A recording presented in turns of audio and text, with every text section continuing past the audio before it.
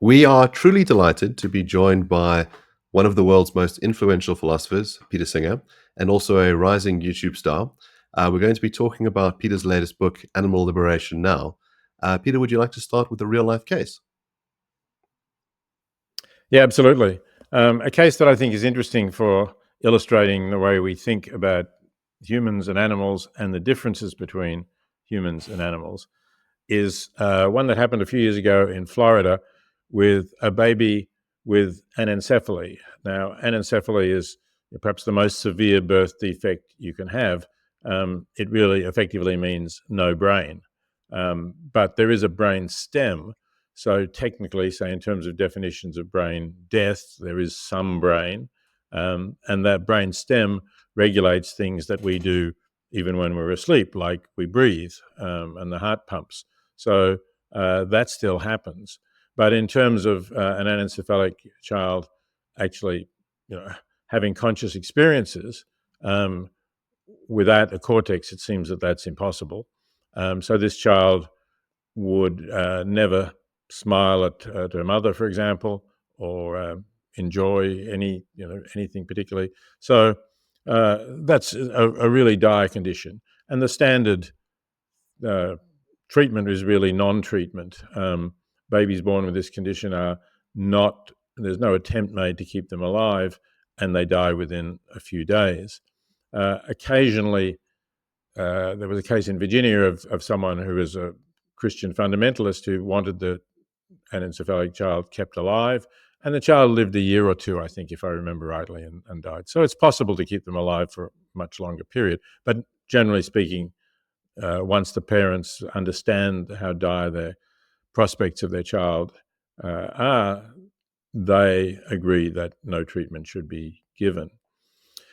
But in this case, so the parents understood the condition of their child, but rather than simply allow the child to die, they said, could the child be used as an organ donor? Now, an anencephalic child could be a very valuable organ donor because there are babies born with a heart defect, which will prove fatal in a relatively short period of time. And uh, getting a heart transplant is unusual because there are very few babies who die um, with a heart that can be transplanted. Because normally when we transplant organs, the heart doesn't stop beating, but somebody is brain dead, for example, in a car accident. But this doesn't happen very often to very young babies. So the parents often said, "Can the baby be used as an organ donor?" And the heart could have been used, but for that to really be an intact, useful donation, you have to surgically remove the heart while it's still beating. You can't simply not treat the child and then after the child has died and the heart has stopped beating, take the heart out. It's unlikely to be useful anymore once it's stopped in that way. Um, so I think there was a hospital that was interested in getting the organs, but they said you have to go to a court and get permission because we would be cutting the heart out of a living child. And the court refused permission. The court said the doctor would effectively be murdering the child, and you can't do that. So baby Teresa died, and the heart was not able to be used. Now, this is an interesting contrast with the use of animals as organ donors, because there is no law, and it is certainly not unusual for hearts to be removed from living animals, whether they're dogs or monkeys. There was a case of a baboon's heart that was attempted to be transplanted into a human. And originally in South Africa, in fact, when Dr. Christian Barnard did the world's first heart transplant, he used a chimpanzee. And nobody said that's a terrible thing to do because you're killing a chimpanzee, or maybe some animal activists said that, but not many. And certainly it was fully legal. So that's the question that I'd like to start with. Can you possibly justify the idea of killing an animal with a significantly higher degree of intelligence and capacities for enjoying life than an anencephalic human, and say that it would be wrong to do that to the anencephalic human, because human life is inviolable. It's always wrong to kill an innocent human being. Human life is sacrosanct. These various phrases are used. But what does that really say about the preference we have for humans? How can that be justified? Is there any way of justifying that difference? So part of the problem here seems to be that people don't know how to describe the case. So are you killing an individual that's not able to ever experience any cognitive function? Or are you killing a human being? Or are you killing, for example, a disabled person, which is what some of the criticism of your work has come down to? And depending on how you describe the case and how you lump that individual into a larger group, and killing an instance of that group, that seems to sway people's intuitions. So what is the best way of understanding these cases? Should we think about only that individual or the group of which they're a part? I think you should think about the individual. Now, of course, all of the descriptions that you mentioned apply. You are killing a human being. You are, if you like, killing an innocent human being. You are killing a being with no prospect of positive, enjoyable experiences in life, no prospect of becoming an autonomous or independent human being. You could say no prospect of becoming a person in John Locke's sense of a being who understands themselves as the same entity existing over time. And also, of course, killing a person with a disability, but an extremely severe disability. I think that it's much better to look at the individual facts of the case, because I'm a consequentialist. That is, I judge actions by their consequences for all those affected. And just trying to place it into categories as if you have a rule that says it's always wrong to kill an innocent human being, or it's always wrong to kill a person with a disability, I don't think those rules can be defended as universally applicable rules. I think you have to look at the details of the case to decide whether they are or are not validly applied in that case. So I suppose the idea of looking at the individual case is to try and extrapolate some rules for further decision making. One of the things that might make a difference in this case is that the mother volunteers. So she says, look, I don't want this being that I've carried in my body for 9 months to go to waste. And if I could save the life of another child, well, that's something that I'd like to do. And that might tip the scales in one direction. Of course, the being itself doesn't get to participate in this choice. But we could imagine something else, which is that hospitals have a policy where if the child is born and doesn't have very long prospects of living, or would lead a life of general suffering, that the hospital then actively kills those kids and harvests their organs to save many lives. And you might think that that actually generates more goods. You take the choice away from the parent. Those that have a squeamishness about it don't have to apply their minds, and the hospital could then save many, many young children who would then grow up to become fully functioning persons.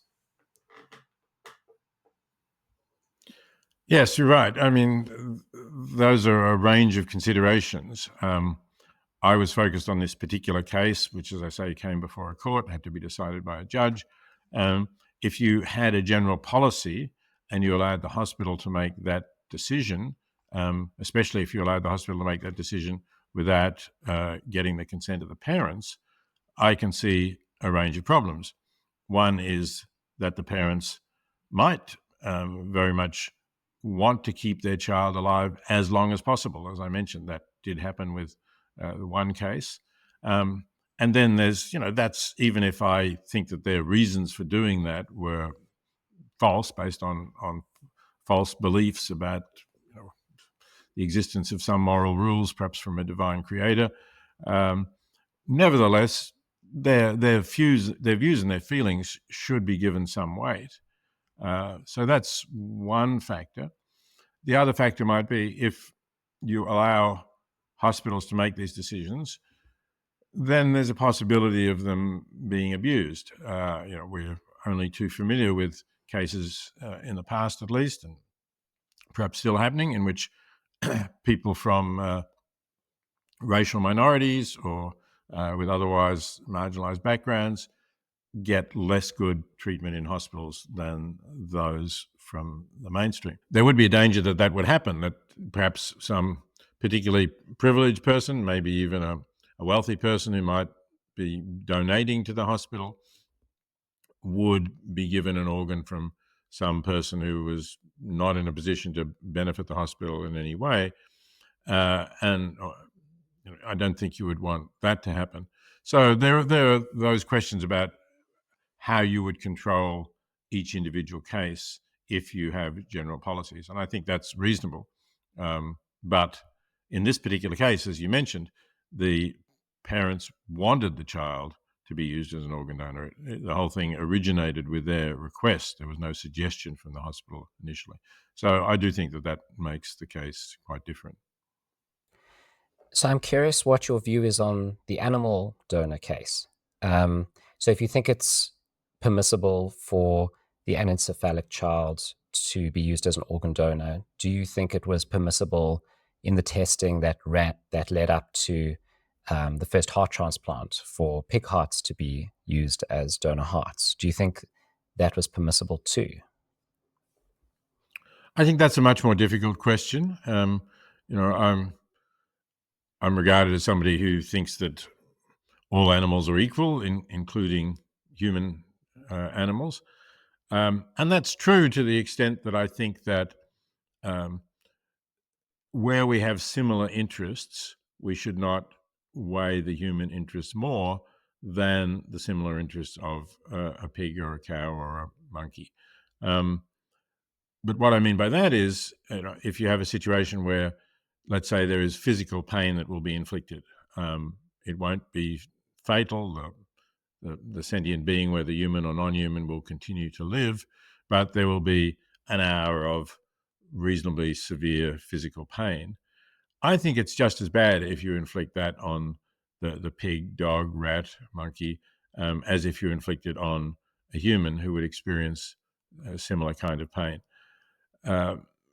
But I don't claim that the interests that normal humans have in continuing to live are the same as the interests that non-human animals have in continuing to live.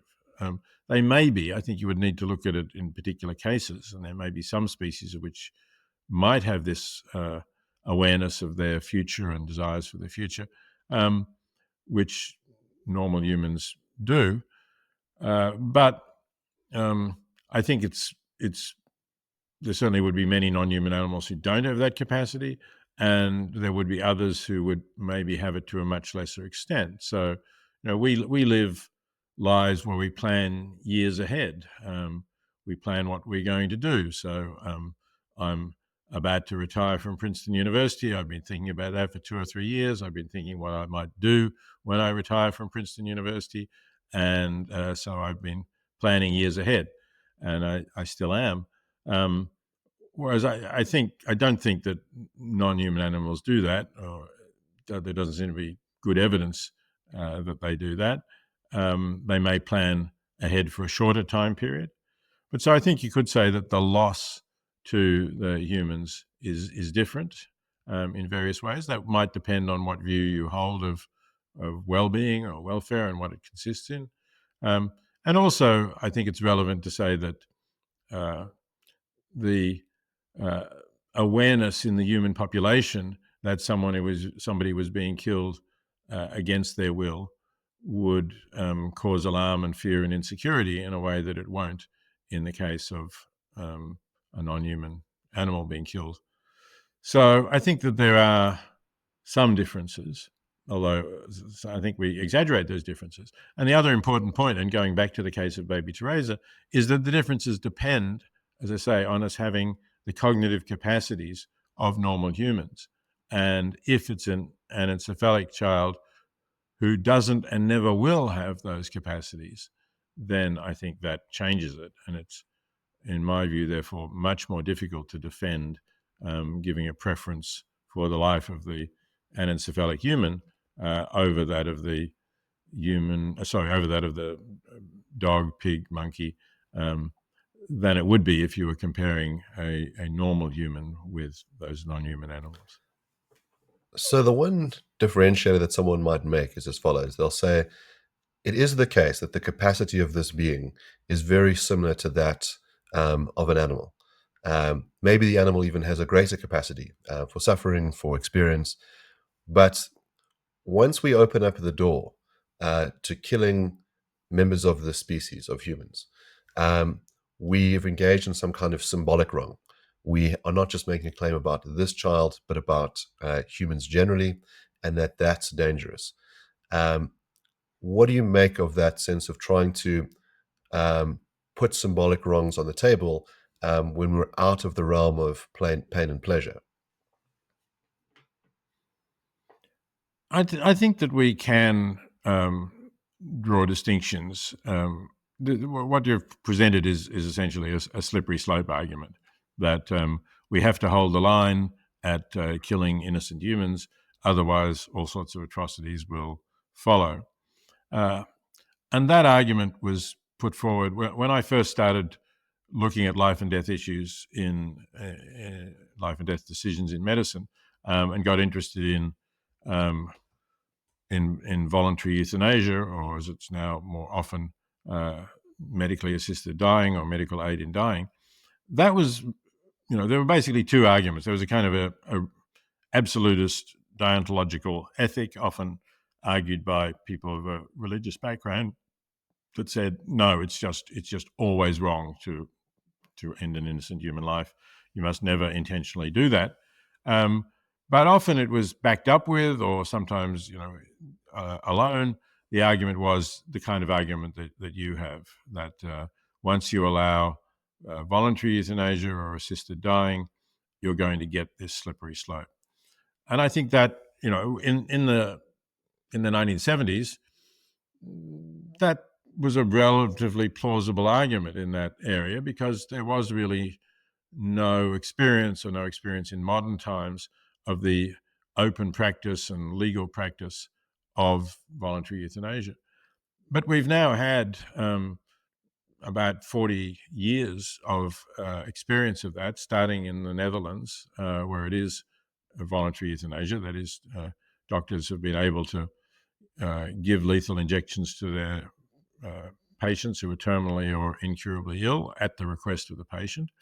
And that's now spread to a large number of other countries, mostly in the form of medically assisted dying, where the doctor can't give a lethal injection but can prescribe a drug which the patient can then take, and they will fall asleep and die in their sleep. And that's now pretty widely practiced. I'm speaking to you from Australia. Every state in Australia has now legalised medically assisted dying. Canada has medically assisted dying everywhere. Quite a few states, I think it's a dozen or so now in the United States, have it. And several European countries, Netherlands, Belgium, Luxembourg, and even formerly Catholic countries, perhaps you might call them, like Spain and Portugal, have it. So, and there hasn't been any evidence of that slippery slope that I can see. Certainly not in the way it was suggested, that this will lead to really dire Nazi-like atrocities. So the question is that because the consent of the person was required? And in the case that I've been talking about, the consent of the infant is impossible, obviously, and what was required was the consent of the parents. So I would say no. I think that where the consent of the parents is required, we have a good safeguard. Really, I think as strong as the safeguard of the consent of the patient when we're talking about infants who are completely incapable of giving consent. Because, I think we can assume that parents care for the best interests of their patients. The parents care for the best interests of their child. If it were to be a policy in some way without the consent of parents being required, then you might start to worry, as I was saying earlier, you might start to worry about the misuse of the opportunity to obtain organs for more privileged patients as compared with less privileged ones. There might be a way of putting Mark's concern that doesn't boil down to a slippery slope. So there might be just a way of saying, well, if you use the principle, whatever principle it is, a consequentialist principle that supports the permissibility of euthanizing an anencephalic baby, you could also use that principle to euthanize other sorts of disabled children, and you might get the wrong result according to many people. So, for example, could you euthanize a Down syndrome child using the same principles? Well, there have been cases where parents have not wanted their Down syndrome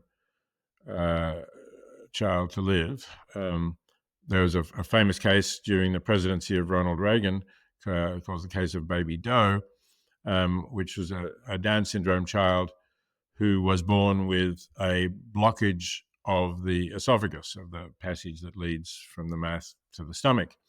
And that kind of blockage does happen. It was clearly associated with Down syndrome, or it's more common in children born with Down syndrome than in others.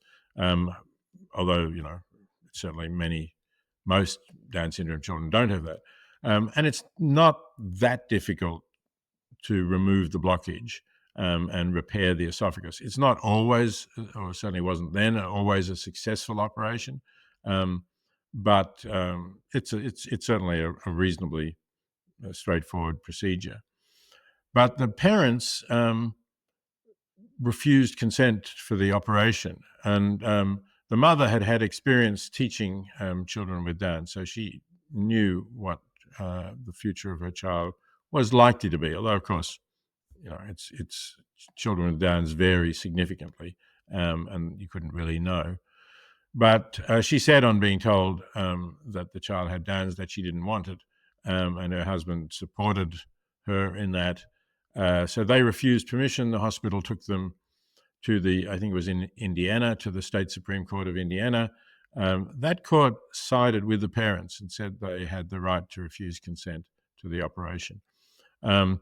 By that time, there was a huge outcry, particularly among Reagan's conservative supporters, and an appeal was launched to the US Supreme Court, but the baby died before the appeal could be heard.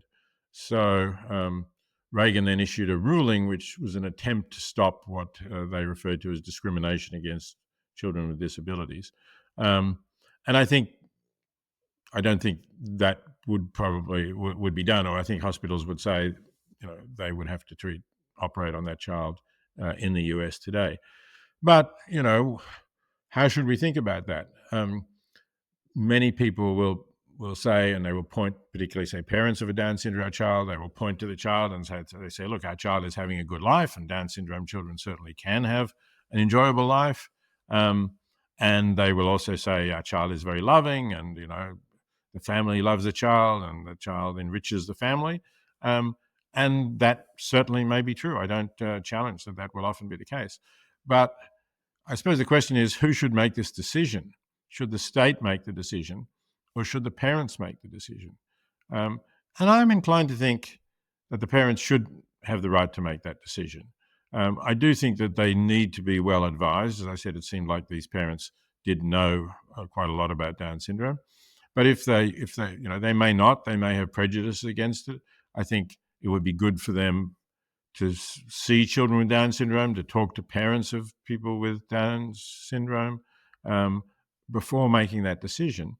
But if after all that they say, look, this is not the child that we want to have. We want to have a child who can be educated to a level that is very unlikely for a Down syndrome child, for example, a child who we can have in later years the kinds of conversation with, or even a child who will support us in our old age. It's something that people want. And another factor might be a child who will give us grandchildren, because Down syndrome people are normally not fertile. So I think that's a decision that can informed parents should be able to make. And it's not as if they're, in many of these cases, it's not as if somehow a happy child is lost to the world. The parents are quite likely to conceive another child, and that child is unlikely to have Down syndrome. So there will be a child who will come into existence. So if you're going to say, well, it's a pity this child couldn't live, then you have to say, but if the child did live, probably the parents would not have had this replacement child, if you want to call it, because they would have needed to care for the child who lived, or in any case, they had a fixed idea of how many children they wanted to have. So I think it's reasonable to leave that decision to parents. So we've spoken quite a lot about difficult choices to be made with human beings and the possible benefits you could get, like sacrificing one to save the life of another. What we find with the practice of eating meat is that on the one hand, you have the human pleasure of eating meat. On the other hand, you have enormous amounts of animal suffering. And I was wondering if you could tell us a bit about what is involved in that factory farming process and how things have changed since you first wrote Animal Liberation and what they look like now. So the latter part of your question, how things have changed, varies from country to country. But there's no country that's legislated to prevent factory farming altogether. There's no country that requires that all animals raised for food have to be have access to outdoors, that they can't be confined in a shed, for example, or in most cases, and for some animals, in a space much smaller than a shed, like in stalls for pigs, or group housing, but maybe still very confined. And in the case of chickens, incredibly crowded. So I think that the progress has been limited. There has been some progress with some forms of confinement being banned in particularly the European Union, which I think is well ahead of every other country that I know about. And I'm talking about all of the European Union. It's 27 nations, I think it is at the moment. They require, for example, that all animals must be kept in conditions that they can turn around, that they can move, or that they can stretch their limbs. And in the case of egg-laying hens, that they can fully stretch their wings.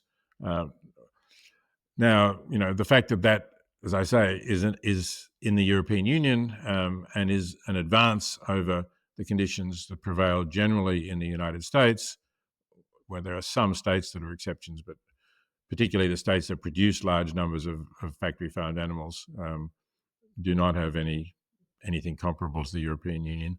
That shows that what the conditions are like, that you can, and in the United States, the majority of egg-laying hens are still in those standard wire cages that are too small for them to stretch their wings, and the cages are themselves very crowded. They will hold 4 or 5 hens in one such cage.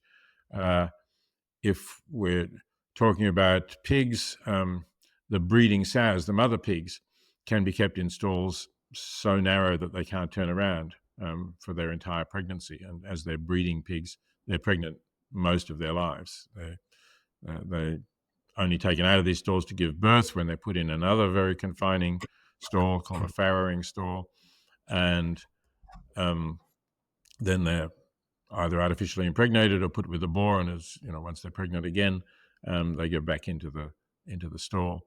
And the pigs who are actually raised to be sold to market are also extremely crowded, despite pigs being intelligent, playful animals who evolved in forests and normally would spend their day rooting around looking for food. And sows who are about to give birth would actually create a kind of a nest that would be comfortable for their pigs. They would brush together leaves and twigs and so on to find a comfortable place to bed and give birth in the forest. So this is standard for factory farmed animals, and it's also there are problems with the fact that they have been bred to grow very fast, because the economics are such that the sooner you can get your chicken or pig to market weight, the more profitable it will be.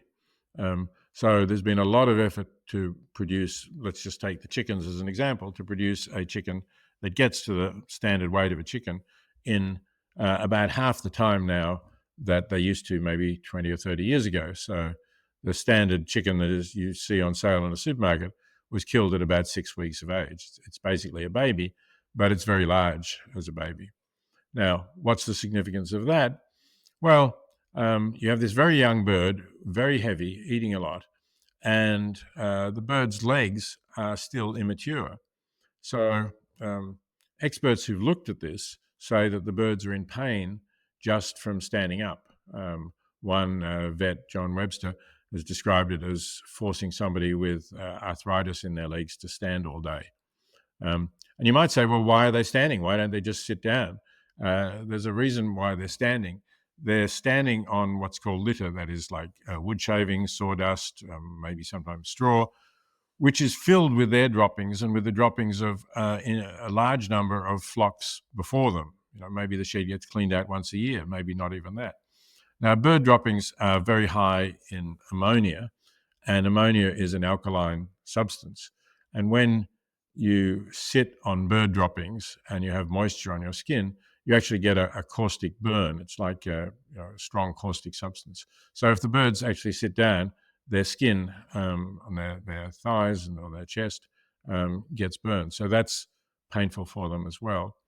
And a certain percentage of these birds will actually, their legs will collapse under them. And because, you've got to imagine a large shed with 20,000 birds filling that shed. Nobody takes any individual notice of the birds. So if a bird's legs have collapsed under her, and she doesn't happen to be in reach of food or water, the food or water comes through pipes that are spaced at intervals across the shed, she is just going to die of thirst, probably thirst before dying of hunger. Because, as I say, nobody's going to pay any attention to her. She's not worth very much. Nobody would even think of calling a vet. That would be absurd in economic terms. And maybe somebody will walk through the shed now and again and pick up the corpses. But that's probably about it. There's another thing that should be said about these very fast-growing animals, which applies to the chickens and to the pigs. So they're bred to have enormous appetites. What about the bird? What about their parents? What about the breeder chickens and the breeding, as I said, the sows and the boar?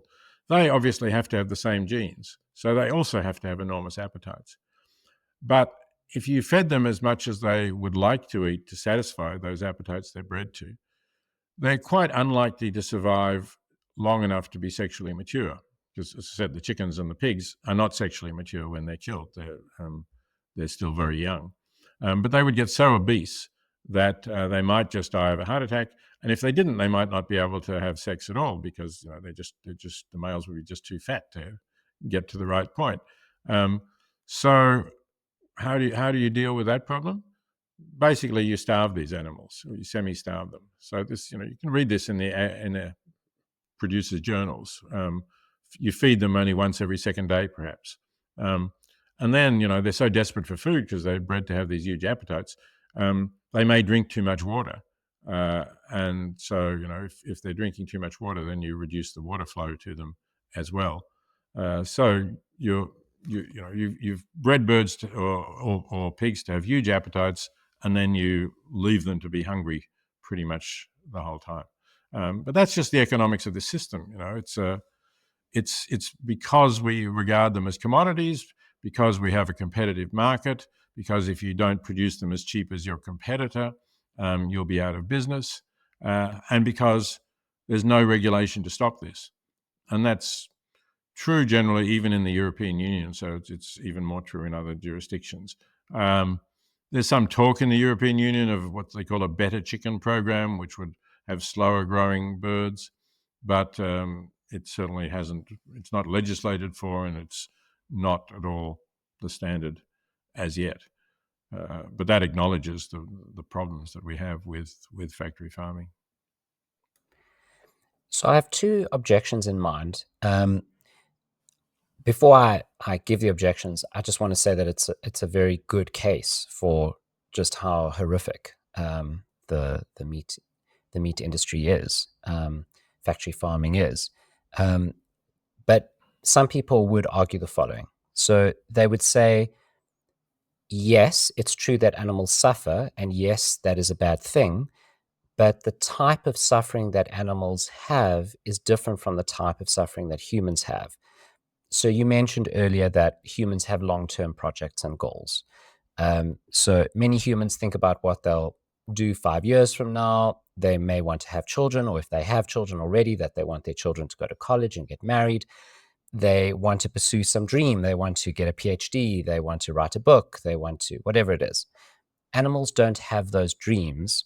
And also, animals seem to lack a certain form of self-awareness. They may have some form of self-awareness, but maybe they lack the form of self-awareness that's very much involved in deep suffering. The Buddha talked a lot about this. So the Buddha said there is physical pain, but then there is the suffering on top of that physical pain, which involves thinking about it and mulling it over and thinking how awful it is and how this is going to impact my life and my future goals, which maybe animals are not capable of, or at least some of those steps they're not capable of. And the Buddha thought that made the suffering much worse for humans. And a lot of Buddhism is about trying to alleviate not the physical suffering, but that suffering on top, which animals might not be capable of. So even if it is the case that animals are suffering very deeply, it still may not be the case that they're suffering as deeply as humans are in the same circumstances. And so even if we think something bad is happening, we might not think the wrong that is happening is as wrong. And then the second objection is, even if it is the case that it is as wrong, right? So even if we put that objection aside, even if animal suffering is as bad as human suffering, it's not very clear that the human that eats an animal, buys some meat off a supermarket shelf, whether that person eating that meat is causally responsible for the suffering that that animal went through. Okay, good. So on the first point, it no doubt is true that normal humans with the cognitive abilities intact are capable of some forms of suffering that non-human animals are not. And maybe that makes the suffering deeper in some way. Sometimes, of course, it may actually alleviate the suffering. You may know that this is going to be over at some point, and you may be able to tolerate it better because of that. So it's not easy to say whether the cognitive capacities always make the suffering worse. While saying that, yes, there's the potential for the suffering to be different, certainly, and quite possibly worse in some circumstances. But I think even if you acknowledge that, you should still accept that, given the descriptions that I've given, and I could have gone on for the rest of the time that we have. There's a lot more to be said, and if people want to look at it, they can pick up Animal Liberation Now, my 2023 fully updated edition of Animal Liberation, and they'll find a lot more than I've had time to say.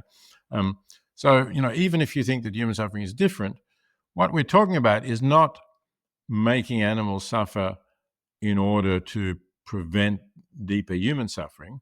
We're talking about making animals suffering or in order to give humans the food that they choose, or that many of them choose, which they believe, and we can accept the belief for the moment if you like, which they believe gives them more pleasure or is tastier or something like that than a vegetarian or vegan diet. So I think, when that's what you're weighing in the scale, I don't think the argument can go through in terms of accepting products from factory farms. It might go through, I'd say, if you talk about animals who really have good lives, are outdoors in conditions completely natural for their species, and then are killed painlessly, preferably, on the farm rather than being trucked to slaughter. I know there are people who do that, who only choose those products, conscientious omnivores, and the argument that I've just given based on factory farming doesn't apply to that. You would need a different kind of argument. Before I get on to the second argument, I'd just say, since you mentioned Buddha and Buddhism, I think, yes, maybe Buddha talked about those differences, but also we should give Buddhism credit for the idea that compassion should be extended to all sentient beings.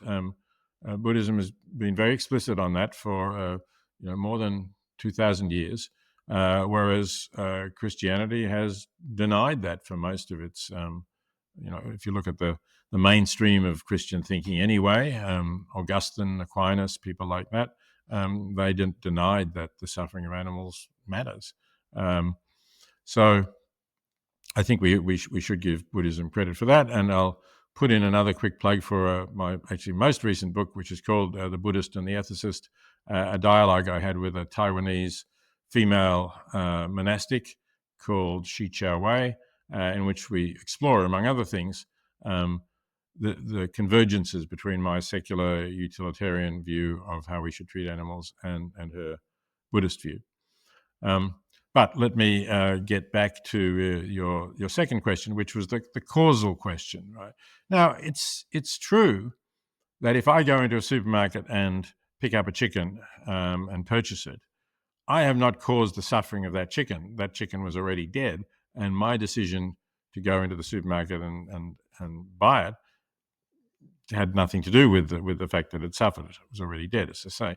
But I think to say that you have no causal connection with the suffering of other chickens, future chickens, if you like, who the supermarket will order and who will be, because of the supermarket's continuing orders, therefore the chicken producers will produce them to meet those orders. I think there has to be a connection there. I mean, people say, well, the supermarket orders 1,000 chickens a week, let's say, or maybe 1,000 chickens a day, depending on how big it is. And how is it going to notice? Well, it's not going to notice one purchase, but it must have some threshold. And if chicken sales drop below a certain point, it must then reduce its chicken purchases. It doesn't make sense that it could continue to purchase the same number of chickens even if the sales drop. So at some point there's a threshold. Let's say it does order 1,000 a day, and let's say if sales drop by a certain number, perhaps 100, then instead of ordering 1,000 a day, it only orders 900 a day. Okay, so the chances are you won't be the person who keeps it above that threshold, but there's a 1 in 100 chance that you will be, and then you will be responsible for the purchase of 100 additional chickens, and that order being fed back to the producers responsible for 100 additional chickens being raised in the factory farm conditions I described. I think there has to be some connection like that. Otherwise, you're sort of detaching supply and demand, which is the fundamental point of economics, is that demand creates future supply. So one way of thinking about it is a little bit like voting. So the chances of you personally affecting the outcome of an election are close to zero. But of course, if everybody decided not to vote, that would make a gigantic difference. And obviously you can rally lots of people together to vote in support of one candidate, and that'll make a difference. And so vegetarianism as a movement might very well make a difference for shifting the scales. But the question is this, is when you're trying to make an individual choice, are you obligated to make a choice, which is not to buy meat, when it may be that at the end of time, when we look at all of your choices, you didn't move the needle at all? So every time you voted for the Green Party in America, maybe you're voting for the best possible party, the party with the most righteous beliefs, and it never led to a Green candidate becoming president. And so you might think that engaging in that behavior didn't move the needle. And if you care about actual utils in the world, that all you could claim is some kind of symbolic win. And you could say, well, I participated in a good movement, even if the movement didn't lead to, or I didn't lead to anything particularly good. The movement might have, but your choice didn't. Well, there has to be positive expected value of your choice. And don't start me on the American voting system, because that'll take up the rest of our time, right? Here in Australia, we have preferential voting, what Americans call ranked choice, and it produces much better results than the first past the post system that Americans have. And, especially if you're talking about people voting for the Greens, of course, the people voting for Ralph Nader, the Green candidate in 2000, gave the election to George W. Bush rather than to Al Gore, who would, I'm sure, have adopted vastly better policies on a whole range of issues, very notably climate change. So I am a consequentialist. I think to vote Green in the United States, in a state which could tip the election, as the state of Florida did in 2000, is the wrong thing to do. I think it was you shouldn't do that, and the symbolic value of there being another vote for the Greens is not worth the risk of electing the wrong candidate. But to transfer that to the case of meat consumption, I think the expected value of boycotting meat is clearly higher than the expected value of continuing to purchase meat, and partly for the reason that I've mentioned, that there's a chance that it will lead to a drop in the orders of your supermarket for these products, and secondly, that it does help to build a movement, and the more people who are not eating meat, the more alternative products we have, and we've seen that pretty clearly over the last 20 years as the number of vegans in particular has grown. Suddenly, and because I go back 50 years in this movement, when I started, nobody understood what the word vegan meant, and no supermarket.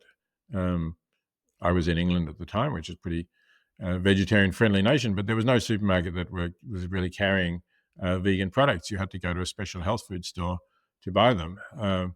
Whereas now, every supermarket will have some products. So I think building up the movement to a critical mass makes it easier for others to join, and makes it more also easier at restaurants. Most restaurants now offer 1 or 2 vegan options because they realize that otherwise, if you have a group of 8 people coming for dinner, there's a fair chance that one of them won't be eating meat, and they'll go somewhere else if you don't offer anything. So I think we are building a movement. I wish it was happening faster and was more powerful, but I think it's still happening. So those are important reasons why we should continue to boycott meat. So I take it that many people would agree with you today, maybe not in the 70s, but today many people would agree with you that the factory farming operation is horrific, that something horrendous has happened, even if they disagree that it would be as bad as if those animals were replaced by humans. They still agree that something terrible has happened. But they hold something like Marx's objection, which is that I don't really affect that too much. Now, it seems like you have a bit of a dilemma. So on the one hand, you might say, I either do have my choice to buy meat at a supermarket either is actually efficacious in causing more orders to be put in at the factory farm, or it's not. If it's not, then there's a probability that it could have been, and that probability alone is sufficient. So either we look at actual consequences or we look at probabilities. If we look at actual consequences, then you permit the possibility that Marx's case goes through at least sometimes, which is that in any given case, I purchase the meat, but that doesn't result in more orders actually being placed. My purchase doesn't meet the threshold. It doesn't drop the number of orders below the threshold so that, or raise it above the threshold so that the supermarket orders more chickens from the factory farm. So it's possible, if you only care about actual consequences, that my choices never matter. And it may be that, let's say I'm a very quiet meat eater, so that no one really pays attention to me. I'm a deep introvert. I only ever eat alone. No one thinks about whether I do or don't eat meat. And so my choices don't impact the general movement and don't change whether there's a snowball effect of many people stopping to eat meat or starting to eat meat or continuing to eat meat. So that's the problem with the actual consequences. The hermetic the hermit who eats meat, he might be fine. If we think about probabilities, so expected utility, then yes, there is a certain probability that my eating meat will impact these larger movements. So the larger movement of the order of 100 chickens, or the larger movement of people eating meat generally, or if I don't eat meat, that my decision has a probability of contributing to the snowball effect. But what that does, when you look at that probability, you mentioned 1 in 100 earlier, what that does is it waters down the wrong. So it says, my eating meat is not a 1-to-1 equivalence with the order of extra meat. What it is it's 1/100th. And I don't know what that number is. It could be 1%, it could be 0.1%. I don't know what that probability is. But it seems like what it does is it's a divider, right? So it takes the number of negative utils, the number of negative consequentialist points, and divides it by 100 or 1,000 or whatever that percentage is. And that then says, okay, I'm doing something wrong when I eat meat, but it's not that bad. It's maybe akin to not helping an old lady across the street. It seems like when you don't help the old lady across the street, you've done something wrong in the sense that you could have done something better, but it's not that bad. And maybe the way to think about life is that there's a lot of things that we could do on a daily basis that would increase our moral quotient, our moral value in the world. We could be helping people more than we are, but we don't think that many of those actions are obligatory. We think that they're supererogatory.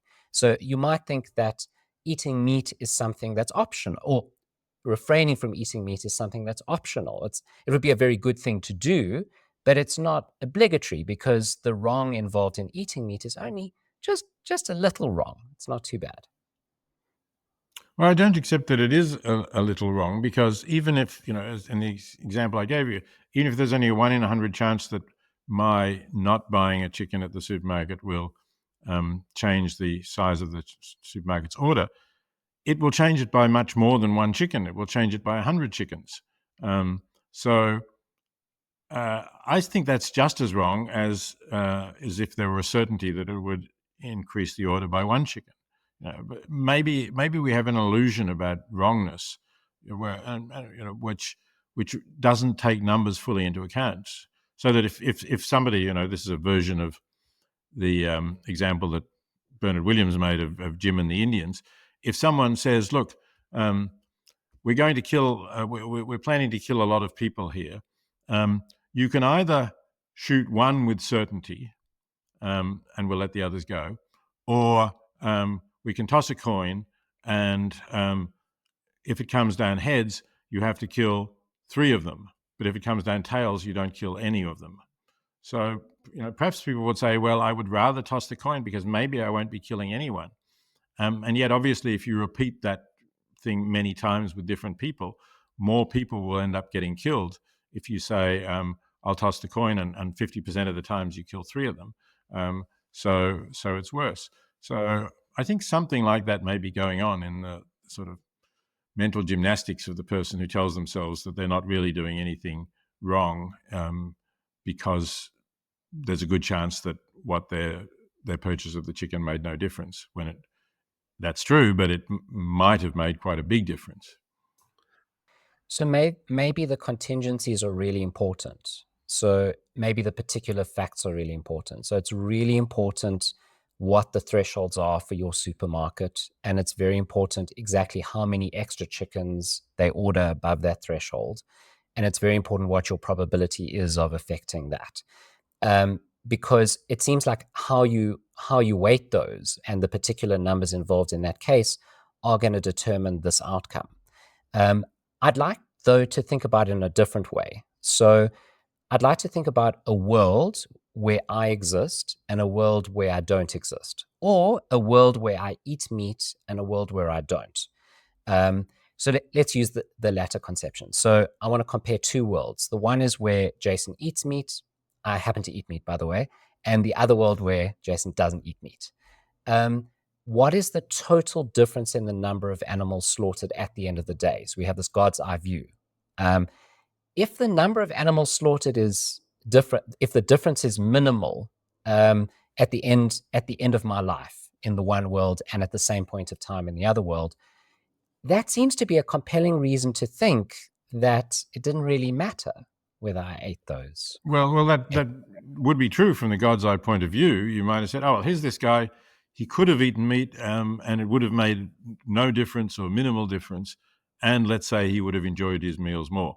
And we're putting aside all of the other factors like the health issues and the climate change issues of animal production and so on. So in that case, then afterwards, from the God's eye point of view, you could have said, well, he might as well have eaten meat. It would have, maybe would have worked out to maximize happiness if he had. But if you can't know that in advance, and if the odds are that it would have come out differently, I think we have to judge you. We have to say, are you doing the right thing or the wrong thing on the basis of expected utility? Now, I mean, let me give you another example. You're driving along a curvy 2-lane highway behind a slow car, and you're tired of going really slowly behind this car. You want to pass it, but it's very curvy, and if you pass it, there is a chance. There's not a lot of traffic coming the other way, but there's some traffic. There's a chance that you will have a head-on collision and kill yourself and your family plus passengers in the other car. Right now, suppose you're too impatient and you do pass the car, and luckily there's nothing coming. So then you could say, looking at this later from the God's eye point of view, well, it's good that he passed the car because he got to his destination a bit earlier. He wasn't so frustrated, and nothing bad happened. But that doesn't mean that you're not blameworthy for having risked the lives of your family and the people in the other car just in order to get to your destination a few minutes earlier. So would it make a difference if we change the amount of suffering that animals in factory farms endure? So one of the reasons why we have so many animals in the world is because of factory farming. So billions and billions of pigs and chickens are produced because of this desire for meat. Now, I imagine that it is the case that for a lot of those animals, it would have been better for them never to have been born. So, for example, male chicks are going to be tossed into meat grinders almost immediately because they don't have much economic value. And so it might be better for that chick never to have been born. But if we change the facts so that you get some positive net utility out of rearing the animals, that you reduce the cruel practices, that you reduce the cruelty and death, does that then become permissible to have that? Or could it even become obligatory and that we'd be generating more utility than ceasing all production of animals? Well, if you raise the quality of their lives enough, and as I say, you bracket off the things like the contribution to climate change, the fact that it's, we haven't actually mentioned this, but factory farming wastes food supply. Some people say, oh, well, we need this to feed the growing population. But of course, if you confine animals indoors, you have to grow food and feed it to the animals, and you get back a small fraction of the food value of what you put in. So it's bad in terms of wasting food as well as those other factors. But if you bracket all of those things away and you just look at animals' lives, then you could say if the animals have positive lives, they're being looked after, they're being respected, then that's certainly, it's not wrong to support that kind of industry. And maybe on some ethical views, you would say it's the right thing to do. It's obligatory to do.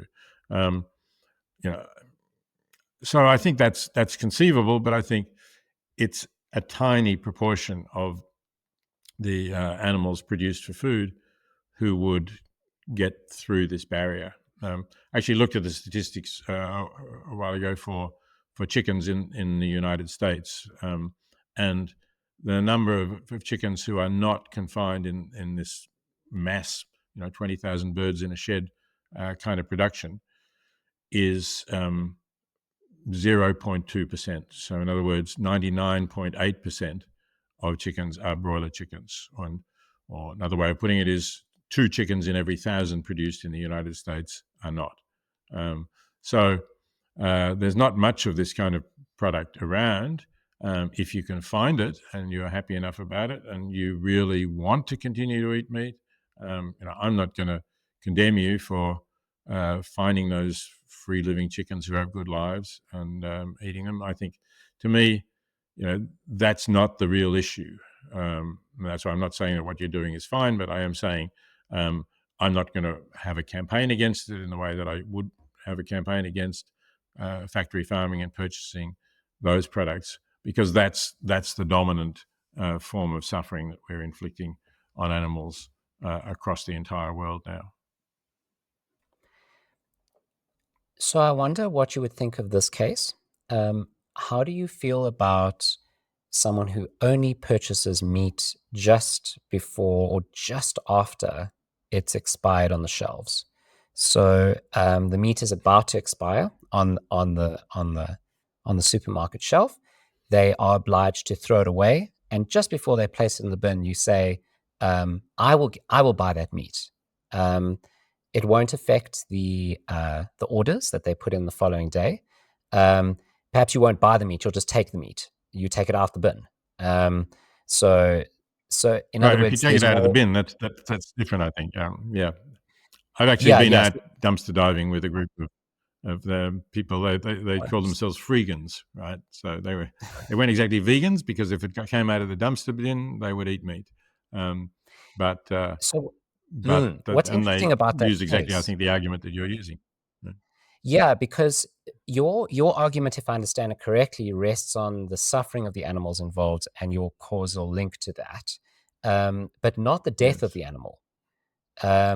If you thought that the death of the animal is what mattered, then maybe there'd be some reason to think that you shouldn't even dumpster dive, because you'd be connected somehow with eating this corpse, and the fact that it became a corpse is wrong. But it does permit these sort of edge cases. Your view? Yeah, I mean, I think I would, even if I thought that the death was wrong. For me, as long as I'm a consequentialist, I would think there has to be a causal connection. So, yeah, I mean, if there is no cause, if people are pulling it out of a dumpster bin, that's fine. I mean, if they're going along country roads, Australian country roads, there's a fair chance that you will find a dead kangaroo beside the road. It might depend a bit how long it's been dead. But if it's fresh enough for you and you want to go and eat it, you're not doing any harm. The kangaroo was dead anyway. So I think that's perfectly acceptable. I have no moral objection to that at all. So the reason I wanted you to give that answer is then I wanted to ask is, suppose we switch out the meat for human meat. So suppose it's dumpster diving for human corpses that have been thrown out by the mortician. Or it's roadkill, but it's of a human. So it's a person who died in a road accident. Would you hold the same view that there's nothing impermissible about digging into that human on the side of the road? Well, one difference might be that the family of the human would be shocked and horrified to know that you had found the body and dined on it. They would think, no, we wanted to give our loved one a proper funeral and bury them and so on. So there is that difference, but of course you can tweak the example a little bit so that this is some lonely hermit you happen to know who nobody will care about. People might wonder that they will just think that, oh, they've gone off, wandered off somewhere else, and that's why we don't see them anymore. So it's getting a bit ghoulish now, I suppose. But if you really wanted to do that, and this is hypothetically, you could be absolutely guaranteed that nobody would find out about it and be shocked and horrified.